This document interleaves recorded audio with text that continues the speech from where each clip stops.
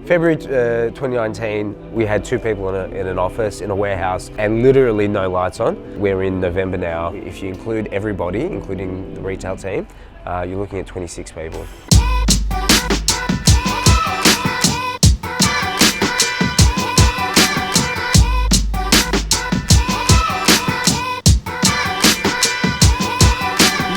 Every now and then, you come across a business that just gets it right. I mean, July is that. They've got a fantastic product, they've got an incredible team. They're disrupting a market that people have seemingly been ignoring. They've taken care of a lot of the concerns the consumer has. At the end of the day, you've got nothing to lose and a world to see. They said it best.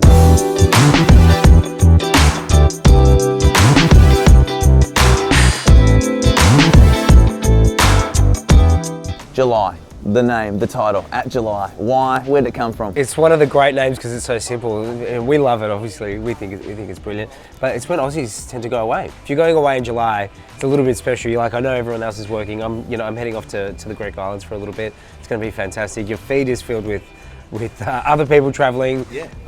It's just beautiful. How's this business been sort of from ground zero to where it is today? So Richard and I, we used to catch up in the same area working in respective businesses. He's very analytical, very supply chain, manufacturing mind, and I'm more of the marketing brand guy, ex-agency, and I've worked with some big brands, worked with some small brands, worked with my own brands. You've listened to what people have looked for and found ways to improve certain product characteristics before establishing the business and the brand? Is that sort of a major key play? Yeah, so I mean, like, we're coming to the game late, right? There are a lot of suitcase brands out there, and we've never made suitcases before.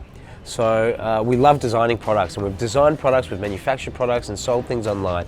But when it came to luggage, we needed to know what to improve on. So we did 2 things. One was the qualitative stuff, where we really started to ask people, travelers, friends, family, what they wanted out of their luggage. Yeah.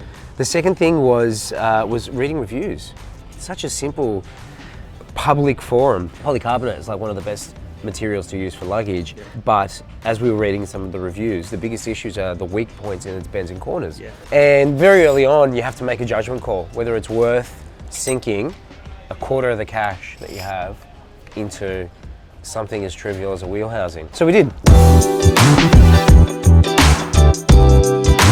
This is the signature, right? This is the July carry-on. Obviously the custom bumpers, the custom handle, it just feels absolutely gorgeous, right? It's a different kind of plastic that we use for that. The battery component, that comes out, I mean, and it's actually a damn good battery too, so not just not for novelty's sake. USB-C, again, beautiful thick lining that's stain resistant, waterproof. Most of the bags, all the bags, come with a hidden laundry bag. All we're doing is going, well, because we're direct to consumer, we can actually put more margin back into the manufacturing and the quality, offer things like a lifetime warranty or a 100-day trial. You can buy any of the suitcases or the packing cells, go for a trip, and on the 99th day, just go, it's not for me, I'll return it. And we'll happily take it. We had one customer, she was in Bondi, and she'd ordered a case, and for whatever reason, public holiday, whatever, they delayed it by a day, so it means it was coming on the Monday, but she was traveling on the Saturday. We've got a warehouse in Sydney. We ordered an Uber Black to go and pick up the case. From the warehouse guy popped into the case, drove from Homebush to Bondi. It was a $130 Uber ride for a $295 case. Yeah. You're also a brand guy, so you understand the impact that has on that person that in turn creates an ambassador for this product. You fall in love with brands and you love what people are doing. It multiplies the effect significantly, more than any ad spend, more than anything else you can do. So we don't pay brand ambassadors, they do it for the love. If they post it because they love the product. It's one thing we want to stand for. If you want that high social growth, if you want that kind of the kinds of ambassadors that you get without paying people, you need to be as real as possible. It's a great segue into your involvement in Pause this year. You're speaking. I believe so. What are you talking about? It will be my first time talking at Pause. We're pretty excited about it. I've been to many Pause Fests. This year seems to be the biggest and the best. A lot of great speakers out there, so we're very honoured to be part of that. What we'll be talking about is actually the power of brand in building a relationship with customers.